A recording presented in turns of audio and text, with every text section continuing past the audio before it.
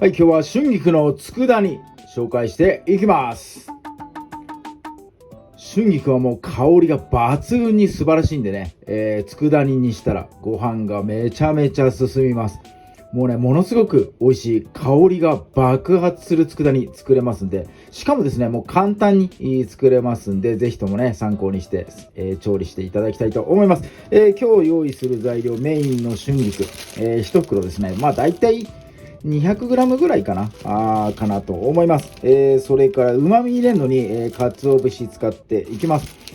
調味料的には、醤油、みりん、それから酒ですね。あと、トッピングで、トッピングというか最後の仕上げというかね、ごまを入れると香りね、引き立ちますんで、こんな感じの材料で、やっていきます。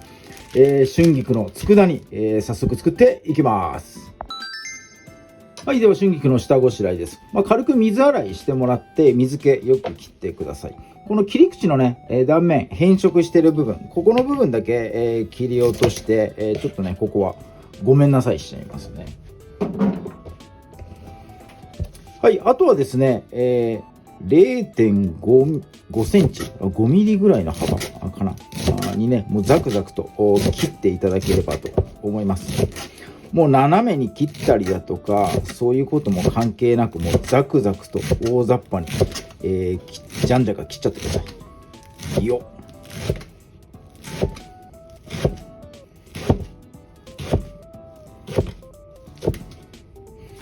で葉っぱの部分がね、ちょっとつながったりしてますから、縦に 2,3 箇所を入れてもらえればもうこれでね、OK かなと思います。はい、では加熱調理していきます。今日ねフライパンでやっていきます。面が広いので、水分の蒸発がね早いんで、フライパンで作るのが一番、手っ取り早いかなと思います。火加減はですね、フライパンよく温めたら中火ぐらいで、やっていきましょう。で、油ひいていきます。ごま油とか使わないでも普通のね、サラダ油、キャノーラ油使ってください。香りが立つものだと春菊のね香り邪魔しちゃいますから、最後にねごま入れますけど、それはねもうアクセントとして入れるだけなんで、油もごま使っちゃうとどうしてもねしつこくなっちゃいますので、普通のサラダ油使ってください。大さじ1杯分です。油ははい、ここに刻んだ春菊ね、入れちゃいます。春菊を入れただけで香りがね上がってきます。すごいいい香り。はい、全体的にね傘が縮んできますから、加熱されてね、よくかき混ぜながら、しんなりするまでね、炒めていきます。はい、炒めて1分程度でねしんなりしてきますから、こうしんなりしたらね、調味料入れていきますんで、火加減ね弱火にして、焦らずね調味料入れていきましょう。最初の調味料は、酒入れていきます。料理酒で大丈夫です。大さじ2杯分入れていきます。はい、それからみりんですね。みりんも大さじ2杯です。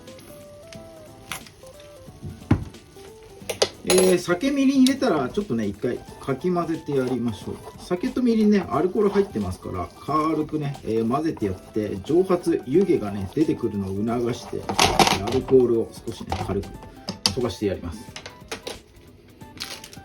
はい、ここにうまみですね。こいつは大事な鰹節1パックです。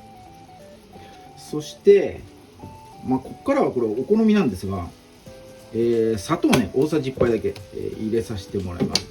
どうしてもね春菊すき焼きのイメージがあるんで、甘じょっぱい方、甘い方がね美味しいと思いますんで、この辺はねお好みで、砂糖はねお好みで、入れてやってください。はい、そして、最後ですね、醤油大さじこいつも2杯です。酒、みりん、醤油大さじ2杯ずつになってます。もう均等のね、割合で分かりやすくなってます。大さじ1杯の砂糖、こいつはねお好みで、入れてください。はい、全部調味料入れ終わったら火をね、また強く中火に戻しましょう。今出てきてるこの水分煮切ってね、この春菊の方に吸わせてやったら完了になります。一番最後にねごま振ってやります。最初から入れちゃうとね、風味飛んじゃいますので。はい、水分がね、完全に、飛んで、こういうのね、香ばしい香り少しね、上がってきたらもう、こんな感じで完成かなと思います。